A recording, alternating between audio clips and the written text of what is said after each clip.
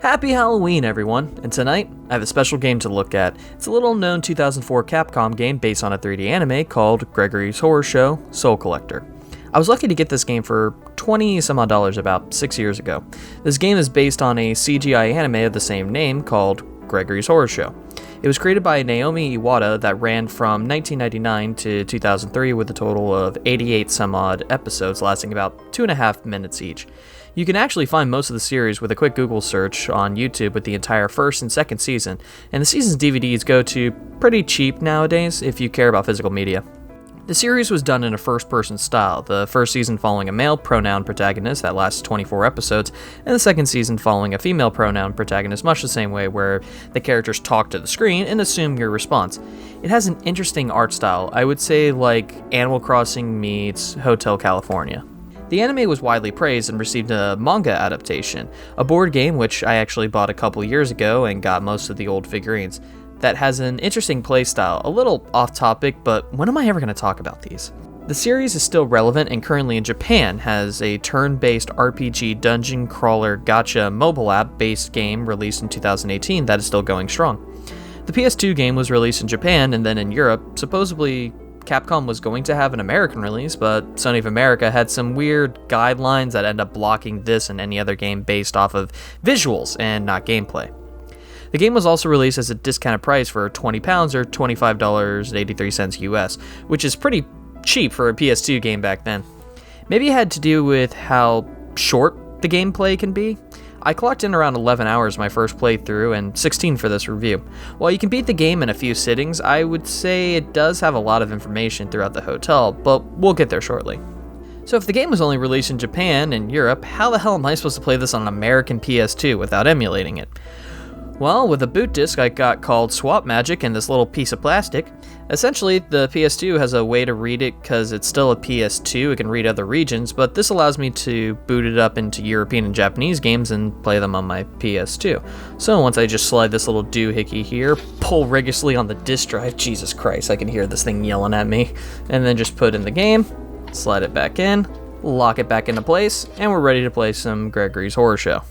So without further delay, let's check into Gregory House with Gregory's Horror Show Soul Collector. The game begins much like the anime, where we are walking through a fog one night through a forest, lost and hopeless. We see an unsettling hotel. Despite our best judgment, we decide to stay the night. We meet the manager, Gregory, who is willing to give us a room for the night. We sign in and put our names in. We then go into a deep sleep and we are greeted by death. Oh god, we fall asleep and almost die? What are we, Sora? Well, Death greets us and offers us a deal. If we can collect every soul from the guests at Gregory House, he will show us the way back to reality. He loans us the body of a small child where we can pick to play as a boy or a girl. Cool, Death's just hanging out small children so we can go collect other souls. Seems legit. We then meet Neko Zombie, who has the first soul. He'd be happy to give it to us, but he's locked in his room and we have to go steal a key from the front desk. Once we make it to the front desk, Gregory says that he can't let us have the key and then looks at the time and lets us know that it's his time to do his rounds and clean up the hotel, which just allows us to liberate the key and unlock Neko's door. Once we are inside, he lets us know the rules of the game and how we are going to get people's souls and tells us to peek through his keyhole. I swear that's not a euphemism. It's to learn his secret, how he wants a dessert that's not too cold or hot, that's sweet. From the list of options, we figure out he loves chocolate, which is a handy little tip for later. After we tell him his weakness, he gives up the soul he collected and tells us that it won't be easy to get the other 11 souls to collect. And that's when we find out that the other guest staying here, Nurse Catherine, overhears us talking and states that we won't let her take her soul so easily. After which we head back to our room, go to bed, and turn the soul over to Death, who stamps our card for us. He lets us know that staying in this world will slowly drain our sanity, and if we let it drop all the way, we will go mad and become a permanent resident of Gregory House. He wishes us luck, and from there, we have to collect souls. Here's where the story kind of just stops, I guess, because at this point, it's up to us to collect every soul on our own time. And after each successful night, the story progresses slightly. So if you want, here's the spoiler warning. I'm doing this not so much as to whether you'll play this, but it follows the anime kinda in a similar fashion in regards to the secret of the hotel, so if you're okay with that, skip here. A full season's like 1 hour, so you can get through it pretty quickly, so okay, we good? Alright, so As we progress, we find out that throughout the night, the lost souls are being utilized by Gregory's mama in order to keep herself young and beautiful. Considering that Gregory has a grandson, which is James, this annoying little guy who always wants to know, "What are you doing?" and plays pranks on everyone, she has got to be up there. As we collect the final soul on the 5th night, Death promises us to get out. All we have to do is go through the front door. That's it? All we had to do was leave the same way we came in? Well, it's a little more complicated than that, apparently. As we finish our little death nap, we go to the front door. If you try to talk to Neko Zombie, he tells us that he never expected that we'd really be able to leave and that many had tried before, but kinda hoping that we could be the one. As we try to leave through the front door, we get conked on the head by Gregory Mama, and we can see that the locked front door is opening. We wake up in a dungeon with a bunch of cameo characters. After we make our way out and into her private room, we get the key to let us out of the locked door in the basement and make our way topside and back to the lobby where Gregory Mama is waiting for us. This is the game's only boss fight, and it's more of us dodging her attacks that we use her power to break open the front door so we can escape. As we try to leave, Gregory confronts us and pleads with us not to leave. We run past as his astral form pleads with us, telling us, remember what brought us there in the first place. Our remaining sanity slowly dropping as we head towards the light of reality. We make it there, hearing Gregory's final words to us. I'll keep your room ready for your return. We are then greeted by Death, and he says that he can sever our connection to this world, but we decide we won't leave yet, and Death says to hurry up. We head back to go free Neko Zombie, who is surprised we came back for him, and says he can't leave this place with us, that he is locked up here. As we release him from his shackles, we see the marks on his paw, and we give him the handkerchief that we started with. He says he doesn't need it and tells us to leave this place before it's too late. We leave the hotel as we see that Neko puts the handkerchief around his neck and ties it before he grabs a torch and takes it to the back room where Gregory and his mom are yelling at him for letting us get away. Neko confronts them and starts to burn the entire place to the ground and knocks over everything.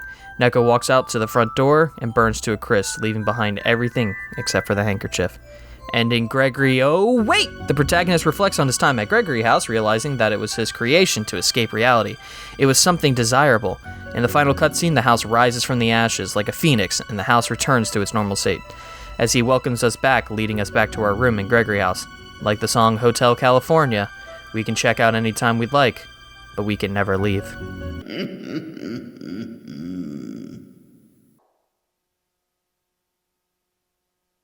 Well, that was definitely a very interesting story for what it is, and it's pretty faithful to the original show. But let's talk about the gameplay. On the first night when talking to Neko Zombie, he introduces the idea of item-based puzzle-solving gameplay. At certain points, you are given an item that is needed to get certain souls, and these items can be reacquired, like the dirty magazine, so that way Gregory will fuck off for a bit. I mean, go fuck off too. He's a dirty old mouse, and we'll leave you alone so you can progress, alright?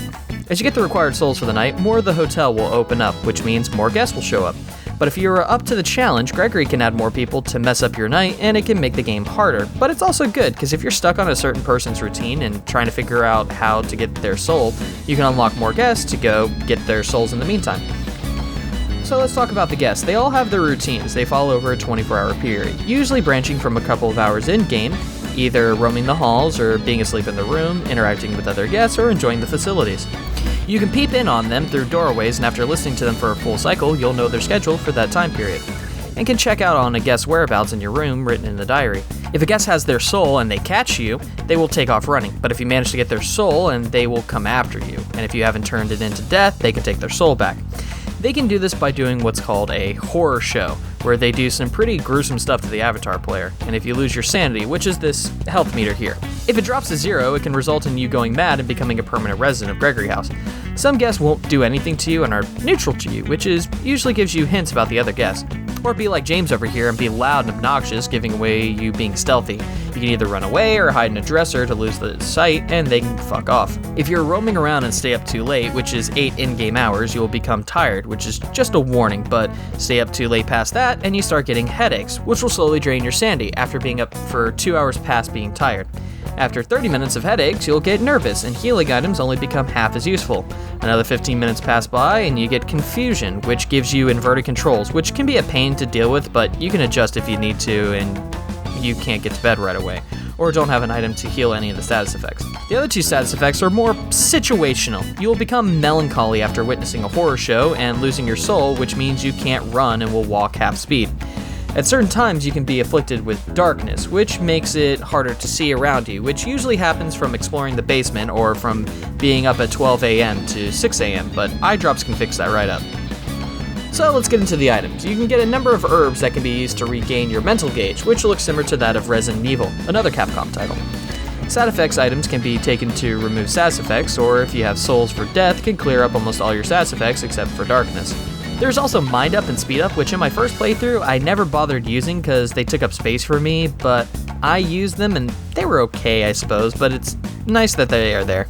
The reason I say this is because you have a limited number of inventory, and extra items can be stored in your dresser in your room, where you can also read books you can collect or buy that will increase your mental gauge, as well as make time go by, and then shelve them when complete.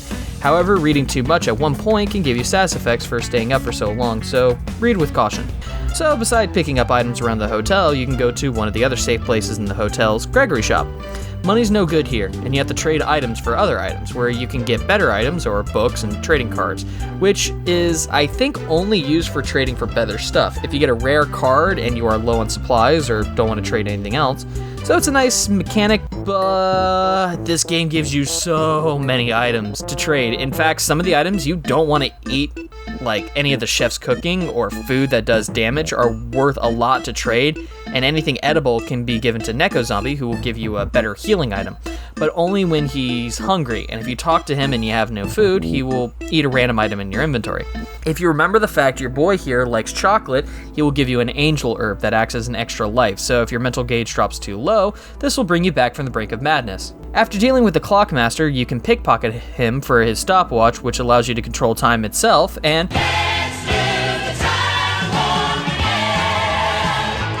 which makes time go by at cost of some sanity, which can make it easier for taking some people's souls if you know where they are going to be at certain times, and make a plan to be somewhere to take their souls. Or be like me, where I was in the basement waiting for TV Fish, and I was in the shack waiting for him to get here, and there's so many herbs around me, I was just time warping and taking all the herbs.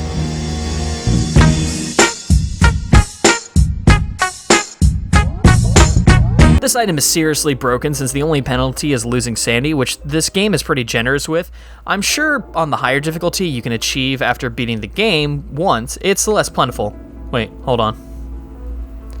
Hard mode disables the character icons that usually appear on the map of the floors of Gregory House. During the final boss fight with Gregory Mama, her fireballs move much faster and are hard to dodge. Oh, well. I still did have one instance where I was hiding in someone's room and using the stopwatch to see where people were on the map, which shows everyone's location that you have come across and see where they are.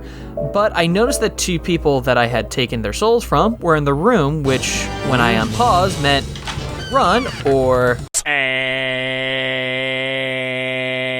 time roulette go. Nice. That's what I would have done too. Seriously, it's so broken, no wonder you can get it till the final night. Speaking of, there are multiple rooms that house the guests there, are common areas like the TV room, bar, spa, dining room, and the kitchen. There's also the Frog Fortune Teller, where is the only place that you can save your game, and are safe from the other guests. However, if you try to go in there while being chased, she will say she doesn't want to be involved and lock you out. If you head outside, you can visit the 3 basement floors, which... But it's just not natural. We fell down. Not up, we fell down. Yeah, you tell me how that one works.